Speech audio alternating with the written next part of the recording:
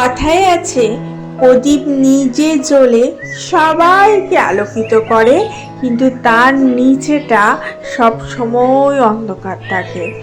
তো আমি এটা মনে করি, আমরা আজকালকার মেয়েরা কখনোই প্রদীপ হতে পারবো না, যে নিজেকে অন্ধকার করে রেখে বা নিজে জ্বলে গিয়ে সবাইকে আলোকিত করতে পারবো। তার চেয়ে বরঞ্চ আমরা এলইডি হতে পারি, যাতে করে নিজে জ্বলে নিজের জীবনটাও আলোকিত করব এবং তার সাথে সাথে পারিপার্শ্বিক নিজের ফ্যামিলি, নিজের আত্মীয় স্বজন, বাচ্চা, বর সকলকে আলোকিত করব।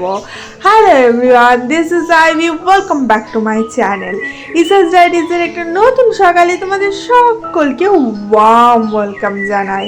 সকাল থেকে বৃষ্টি হচ্ছে, ঝিরঝির করে বৃষ্টি পড়ে যাচ্ছে, ঠান্ডা আবহাওয়া হয়ে গেছে এবং এত শীত করছে মনে হচ্ছে যেন বৃষ্টিটা শীতকাল বয়ে নিয়ে এসছে।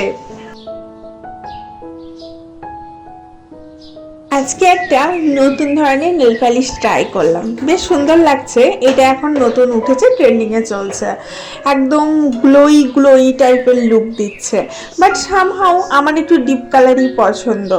যাই হোক, কেউ আমাকে কমেন্ট করে যে আমার বুড়ো আঙুলে, মানে পায়ের বুড়ো আঙুলের নখটা, থাম্বের নখটা যেন একটু বড় রাখতে, বাট কি করব, আমার কোনার দিকের নখগুলো বসে যায়, তার জন্য আমি কোনোভাবেই বড় রাখতে পারি না, ওই লেন্থ অবধি আমাকে রাখতে হয়। এর বেশি বড় যখনই হয়ে যায় তখন কোনাটা বসে যায় এবং বসে যাওয়ার ফলে ব্যথা হয় এবং কষ্ট পেতে হয়। চলো তোমাদের সাথে একটা সিম্পল হ্যাক শেয়ার করি। আমার গ্লোয়িং স্কিনের সিক্রেট কিছুই না, প্রচুর পরিমাণে জল খাই, ভালো ভালো ফুড খাই, হেলদি ফুড খাই, আর তার সাথে নিজের একটু স্কিন কেয়ার করি। কিভাবে করি? জাস্ট নিজের স্কিনটাকে একটু প্যাম্পার করি, যত্নে রাখি, আর একটু চেষ্টা করি ম্যাসাজ করার এভরিডে বেসিসে। কিছুই না, আমার যেটা ফেভারিট ময়শ্চারাইজার সেটাকে নিই এবং এইভাবে জেন্টালি ম্যাসাজ করতে থাকি ক্লকওয়াইজ, এবং এইভাবে ম্যাসাজ করার ফলে স্কিনটা ভীষণ টান থাকে আর স্কিনটা থেকে গ্লোটা ভেতর থেকে বেরিয়ে আসে। আমি কোনো রকম ম্যাসাজ যে জিনিস কিনতে পাওয়া যায় ম্যাসাজ করার, সেই সমস্ত লাইক ফেস ক্যাপ বা সামথিং লাইক দ্যাট, আমি ওগুলো কিছু ইউজ করি না। আমি অনলি আমার হাত দিয়েই করি, আর যেভাবে করি তোমাদেরকে দেখিয়ে দিচ্ছি। জাস্ট টান করে ওপর দিকে টানতে হবে যে কোনো প্রসিডিওরে, আর যেন এইরকমভাবে করতে হবে, এর উল্টো দিকে করলে কিন্তু চলবে না। একটা সময়ের পর আমাদের স্কিনগুলো আস্তে আস্তে লুজ হতে থাকে এবং আস্তে আস্তে রিঙ্কেল পড়তে থাকে, মানে চামড়াগুলো জড়ো হয়ে যেতে থাকে। কিন্তু আমরা প্রতিদিন বেসিসে যদি একটুখানি ফেসটাকে ম্যাসাজ করি তাহলে ফেসটা কিন্তু টান থাকে অনেক দিন যাবত। এর একটা ভালো জিনিস হচ্ছে ফেস ইয়োগা করা কিন্তু ভীষণ উপকারী। যদিও ফেস ইয়োগা করার মতো অতটা টাইম আমি পাই না, তবে নিজের জন্য এইটুকু সময় আমি বার করি সারাদিনের মধ্যে, যে কোনো একটা সময় আমি আমার স্কিনটাকে এরকমভাবে ম্যাসাজ করি, যার ফল কিন্তু আমি হাতে নাতে পাই, ভীষণ উপকারী।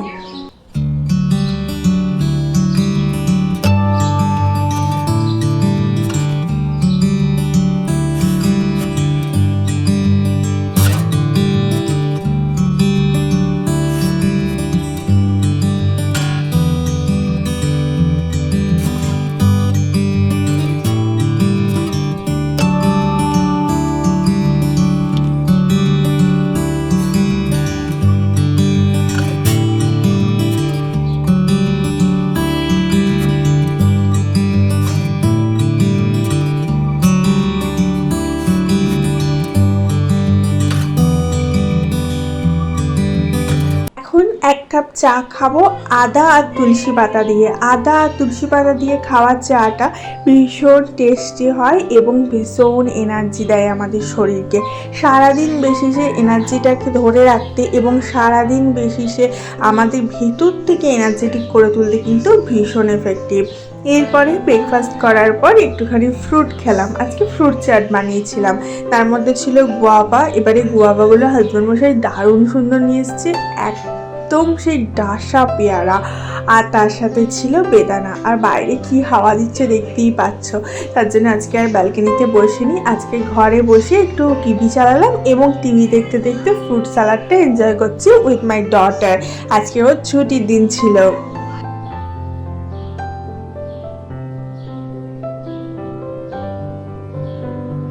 খাওয়াটা অনেকেই পছন্দ করে না। আমার হাজব্যান্ডও যেমন ফ্রুট খুব একটা পছন্দ করে না, ওর পছন্দের ফ্রুটের মধ্যে শুধুমাত্র আঙুর আর শসা পড়ে। বাট ওই যে ফ্রুট খাওয়াটা যদি হ্যাবিটের মধ্যে আনতে পারি তাহলে কিন্তু অনেক রোগের নিবারণ হয় এবং স্কিন আর হেয়ারের অনেক প্রবলেমের কিন্তু সলিউশন দেখা যায়, কিন্তু কষ্ট করে খেতে হবে।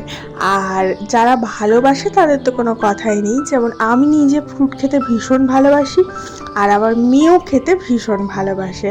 তো ওই যে এক থালা ফ্রুট কেটেছি, এটাই আমরা সবাই মিলে ভাগ করে খাবো। আমার মেয়েকে আর আমিও খাবো, আর বরকেও একটু একটু খাইয়ে দেবো। কারণ যারা দেখবে খেতে চায় না তাদেরকে যদি তুমি খাইয়ে দাও জোর করে, তাহলে অবশ্যই খায়। আর বিশেষ করে কোনো ভালোবাসার মানুষকে যদি তুমি খাইয়ে দাও তাহলে কিন্তু সে তোমার হাতে খাওয়াটা উপেক্ষা করতে পারবে না। যদি এখানে আমার বরকে অন্য কেউ খাইয়ে দিত, মানে আমার মেয়ে আমি ছাড়া, তাহলে হয়তো বলতো খাবো না। কিন্তু যেহেতু আমি যদি বলি যে হ্যাঁ তুমি খাও, তাহলে হয়তো সে সেটা উপেক্ষা করতে পারবে না। যেহেতু ভালোবাসার জায়গা রয়েছে সেহেতু সে খাবেই, আমার মন রাখার জন্যও খাবে এবং ভালোবেসে খাবে। তো সেরকমই যাকে তুমি ভালোবাসো তার যত্ন যদি নিতে চাও, তাহলে তুমি যদি সে যেটা খেতে চায় না তবুও সেটা যদি তার জন্য উপকার হয়, তাহলে সেটা নিজে হাতে যদি খাইয়ে দাও তাহলে সে অবশ্যই সেটা খাবে।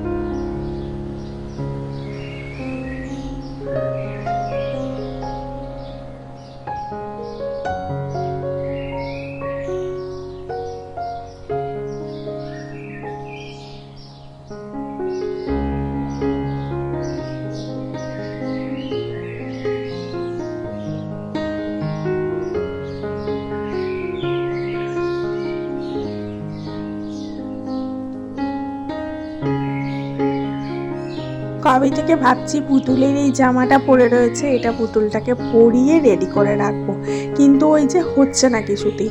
এই কাজ ওই কাজ সেই কাজ করে করা হয়ে হচ্ছে না।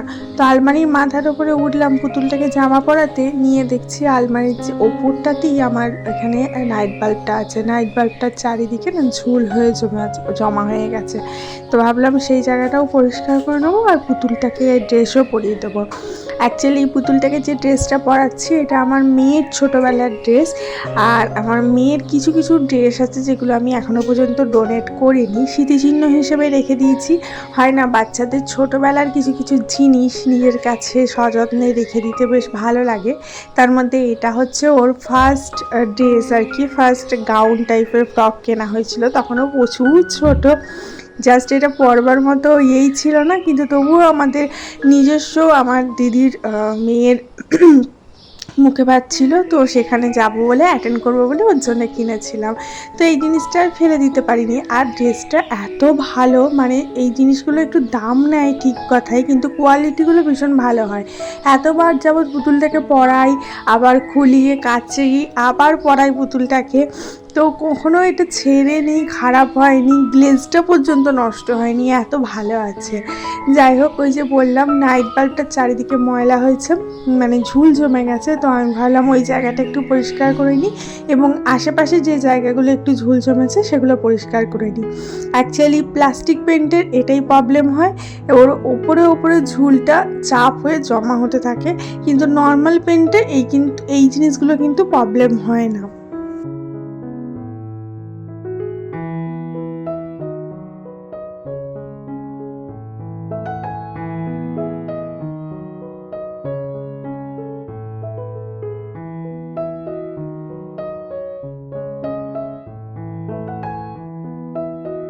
কাজ একবার করতে আরম্ভ করলে না কাজ একটার পর একটা বেরিয়েই আসে।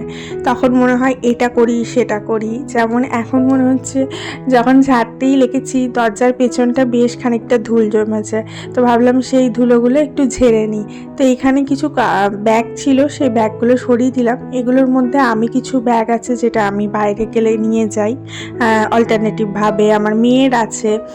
আর একটা বড় ব্যাগ রয়েছে দেখলে, ওটাতে আমার কিছু ছেঁড়া কাপড় চোপড় যেগুলো থাকে সেগুলো রেখে দিই, মানে এক্সট্রা কাপড় যেগুলো কোনো দিন কাজে লাগলো। ধরো মেয়েটা বমি টমি করলো, তখন সেটা মুছে ফেলতে, বা কোনো জায়গা কিছু নোংরা হলো বা কিছু হলো, যে কাপড়গুলো ওয়েস্ট যেগুলো আমি ইউজ করে ফেলে দিতে পারবো, এই রকম কিছু কাপড় ওখানে জমিয়ে রাখি, যেগুলো কাজে লাগে, সময় সময়ের ক্ষেত্রে কাজে লাগে। আর ওটা ওই ব্যাগের মধ্যেই ঢুকিয়ে রাখি।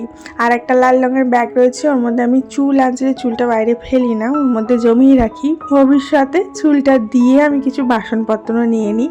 আগেকার আমরা যেখানে থাকতাম সেখানে চুল দিয়ে প্রচুর বাসনপত্র নেওয়া যেত, কিন্তু এখন আর সেটা ফ্ল্যাট বাড়িতে সম্ভব নয়। কিন্তু আমাদের রিলেটিভ আছে, তাকে আমি দিয়ে দিই, আর তাকে বলে দিই কীরকম বাসন নেবো, তো সে নিয়ে রাখে, নিয়ে আমাকে দিয়ে দেয়। এটা সুবিধা আর কি। আর কিছু টাকা পয়সা কখনো দিতে হয়, কখনো টাকা পয়সা কিছু লাগেও না, শুধু চুল দিয়েই হয়ে যায়। আর বাসনগুলো ভীষণ ভালো পাওয়া যায় কিন্তু।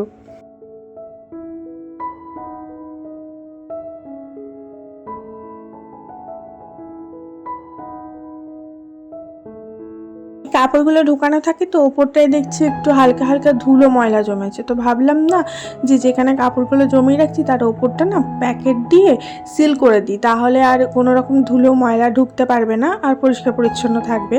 আসলে এই ব্যাগটা চেন কেটে গেছে। এই ব্যাগটা মেয়েটারই একটা জামার কেনার ক্ষেত্রে পেয়েছিলাম, এবং সেক্ষেত্রে এটা আর ফেলে দিইনি। এটা একদম মানে একদমই লাইট ইউজের ব্যাগ আর কি।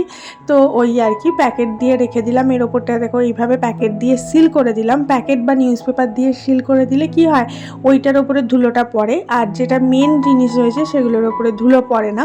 তাতে করে জিনিসটা কিন্তু অনেক দিন যাবৎ ভালো থাকে। আর যখন পরে পরিষ্কার করার সময় হয় তখন ওই ওপরের প্যাকেটটা বা নিউজ পেপারটা তুলে ফেলে দিলেই হয়।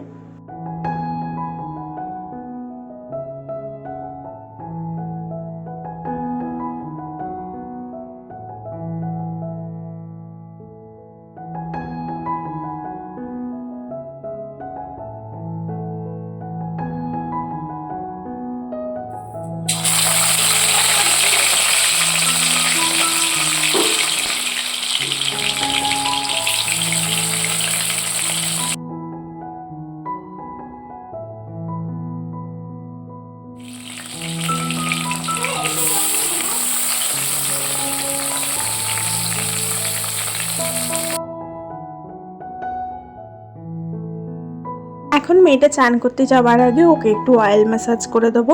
আমি প্রতিদিন বেশিসে চেষ্টা করি আমার মেয়েটাকে প্রপারভাবে অয়েল ম্যাসাজ করে দিয়ে তারপরে ওকে চান করতে পাঠানো। অয়েল ম্যাসাজ আমাদের শরীরের জন্য ভীষণ উপকারী। এতে ব্লাড সার্কুলেশনটা ভীষণ ভালোভাবে চলতে থাকে, এবং আমাদের শরীরে যদি কোনো রকম ব্যথা থাকে বা শরীরের কোনো রকম প্রবলেম থাকে, যদি স্কিনের প্রবলেম থাকে, এগুলো কিন্তু নিরাময় করার জন্য বা কিওর করার জন্য বলতে পারো অয়েল ম্যাসাজটা ভীষণ উপকারী। ওই জন্য দেখবে আমাদের বাচ্চা হওয়ার পর কোমরে অয়েল ম্যাসাজ করায়, বাচ্চাকে স্পেশালি লোক দিয়ে অয়েল ম্যাসাজ করায়, এরকম বিভিন্ন দেখতেই পাবে। বা বিভিন্ন স্পাতে গেলে দেখতে পাবে হট অয়েল ম্যাসাজ করছে, টাকা খরচা করে করছে। তো এইগুলো আমরা নিজেরাই কিন্তু করতে পারি। অনেকে আছে অয়েল মাখেই না গায়ে, যেমন আমার শ্বশুরবাড়ির তরফে কেউই গায়ে অয়েল দেয় না, অয়েল একদমই মাখে না, ওরা সাবান দিয়ে চান করে। কিন্তু আমি পার্সোনালি মনে করি অয়েল ম্যাসাজটা একটা ভীষণ ইম্পর্টেন্ট অঙ্গ আমাদের রেগুলার লাইফের ক্ষেত্রে। যাই হোক, তোমাদের সাথে কথা বলতে বলতে এত দূর চলে এসেছি, আর তোমাদের বলাই হয়ে ওঠেনি। প্লিজ ভিডিওটাতে একটা লাইক করে দিও, আর যারা ভিডিওটা দেখছো প্লিজ একটু শেয়ার করে দিও বন্ধু বান্ধবের সাথে, যে কোনো সোশ্যাল মিডিয়া প্ল্যাটফর্মে। আর যারা এখনও পর্যন্ত সাবস্ক্রাইব করোনি, অবশ্যই নিচে থাকা রেড কালারের সাবস্ক্রাইব লেখা বাটনটাতে ক্লিক করে চ্যানেলটাকে এক্ষুনি সাবস্ক্রাইব করে নাও। আর প্রতিদিন সকালবেলা 1 কাপ চা হাতে নিয়ে আমার ভিডিওটা এনজয় করবে। আমি কথা দিচ্ছি আমার ভিডিও দেখে তোমার সারাটা দিন ভীষণ এনার্জেটিক যাবে এবং তুমি ভীষণ হ্যাপি থাকবে।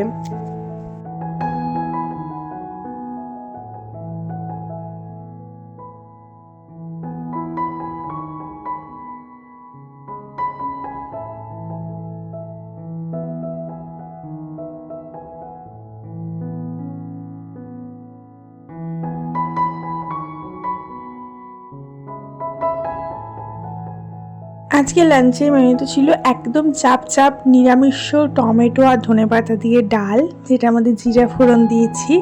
আর ভাতে ছিল উচ্ছে আলু ভাজা, সঙ্গে ছিল এখানে ঝিঙে ভর্তা, আর তার সাথে ছিল ঢ্যাঁড়স ভাজা, আর এদিকে ছিল মাছ ঝাল। অনেক কটা রেসিপি হয়ে গেছে, আর টক দইটা তো কম্পালসারি।